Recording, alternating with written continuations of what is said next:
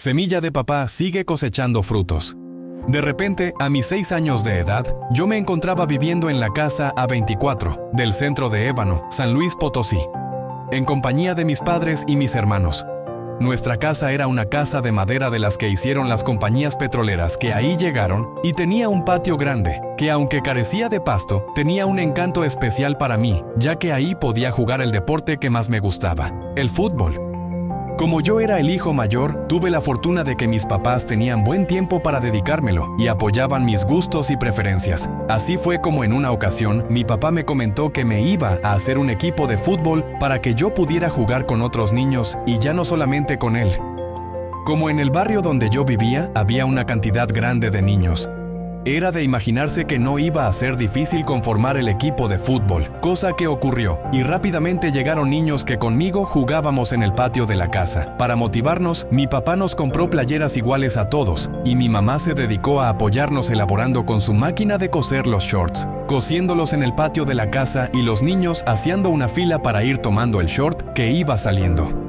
Al recordar esa imagen, me lleno de un sentimiento hermoso porque haber vivido esa situación es algo maravilloso que nunca voy a olvidar. No está de más explicar también que la mayoría de los niños que se habían acercado para integrarse al equipo eran niños muy humildes y que, como yo, estaban ilusionados por el proyecto en inicio. Sería muy difícil mencionar los nombres de todos los niños sin caer en omisiones, aunque para efecto de este relato voy a recordar a algunos de ellos, como el Zabalito, Chito el México, el Papucho, Juan el Bigotes, Taboche, Fabián, Luis, Cano, Chelo, Bernabé, el Pirris y otros muchos más. Y así fue que empezamos a jugar retas contra otros equipos, sobre todo de otras calles. La persona que nos entrenaba era mi papá, y era el que proveía de todo: uniformes, calcetas, agua, refrescos, calidra, material de primeros auxilios, y hasta nos transportaba. Al cabo de poco tiempo, empezaron a llegar tantos niños, que era imposible meterlos todos en un solo equipo, por lo que mi papá se vio en la necesidad de hacer varios equipos.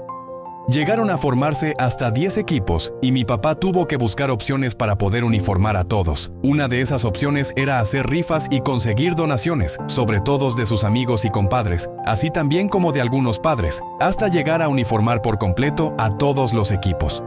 Así fue también que los trabajadores petroleros de los talleres en Ébano también ayudaron, dado que muchos de sus hijos participaban en alguno de los equipos. Dado lo anterior, los nombres de los equipos eran transportación, combustión interna, materiales, carpintería, máquinas y herramientas, servicio médico, vigilancia, seguridad, rayadores y pagaduría, que eran nombres de talleres y oficinas.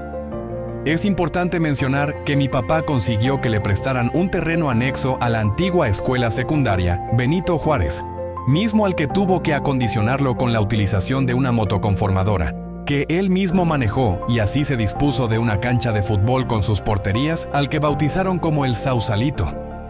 En ese lugar se realizó su propio campeonato, y a los partidos de los niños acudían una cantidad numerosa de público y papás que iban a echarle porras a sus niños. El ambiente entre todos siempre fue muy bueno y agradable, disfrutando de poder jugar fútbol de una manera más formal.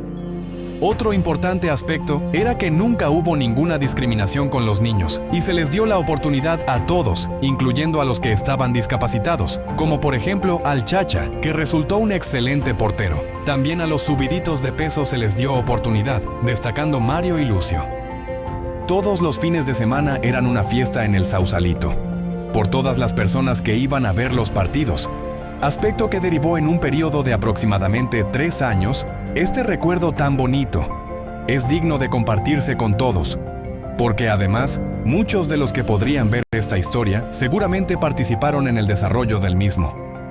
Derivado de todo lo anterior, se tienen también otras satisfacciones, y como un ejemplo de ello, se tiene el caso de que el Zabalito haya formado una escuela de fútbol para niños, y en reconocimiento a mi papá, le puso el nombre de mi padre, aspecto que le agradezco mucho. Como comentario adicional, el Zabalito es un deportista exitoso, y me contó con mucha humildad que sus primeros zapatos de fútbol se los compró Don Gustavo.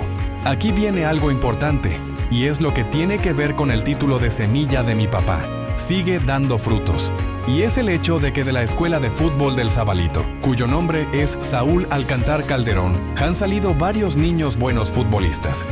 como el caso del Cabrito, que ya debutó con el América de Primera División, ese día sustituyendo a Oribe Peralta y contra el Querétaro. También en una gira del América por Estados Unidos convirtió 2 goles. Hay otros casos de otros niños que ya brincaron al fútbol profesional salidos de la escuela del Sabalito. Incluso uno de ellos se fue a jugar al fútbol de Chile, para satisfacción de todos los ebanenses. Tampoco debo omitir la participación destacada de la escuelita del Sabalito en diferentes torneos fuera de Ébano, como fue el caso del torneo internacional que se disputó en el Estadio Tamaulipas, con la participación de equipos de Estados Unidos, América, Cruz Azul, Atlas, Chivas, Tigres, Pachuca y Pumas, mismo en donde se obtuvo un honroso 4º lugar. Por todo lo anterior, a la fecha puedo afirmar que valió mucho la pena todo el esfuerzo que se hizo para la alegría de esos niños, porque además de fútbol, se les inculcó una mentalidad ganadora a toda prueba. No omito mencionar que todavía a la fecha doy gracias a Dios de haber tenido unos padres que siempre me apoyaron en todo. Y además, pudieron apoyar también a otros niños. Por eso, como un homenaje, pongo a su consideración este relato, que si no se transmite y comenta, podría pasar desapercibido, como sucede a veces con tantas cosas buenas.